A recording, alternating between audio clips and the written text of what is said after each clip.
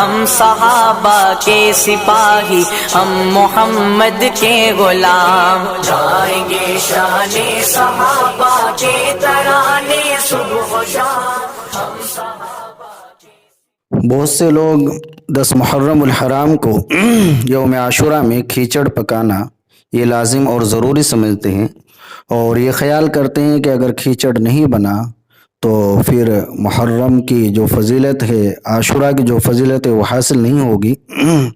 تو یہ بالکل ناجائز ہے، غلط ہے اور بدعت ہے۔ ایسی چیز جو شریعت نے لازم نہیں کی اس کو لازم سمجھنا یہ غلط ہے، ناجائز ہے۔ تو کھیچڑ بنانا محرم کے دن یہ ناجائز ہے، غلط ہے۔ 10 محرم کو کھیچڑ بنانا اور اس کو لازم سمجھنا یہ صحیح نہیں ہے۔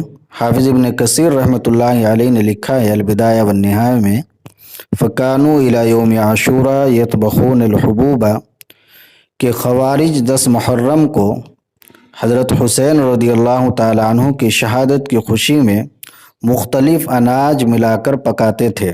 اس سے معلوم ہوتا ہے، اس عبارت سے معلوم ہوتا ہے کہ اس دن کھیچڑ پکانا یہ نبی پاک صلی اللہ علیہ وسلم کے اہل بیت سے دشمنی رکھنے والوں کی ایجاد کردہ ایک رسم ہے۔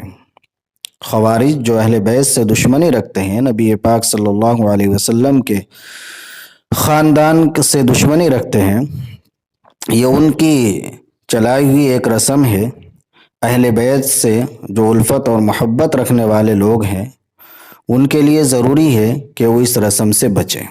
یہ ایک رسم ہے، اس سے بچنا ضروری ہے۔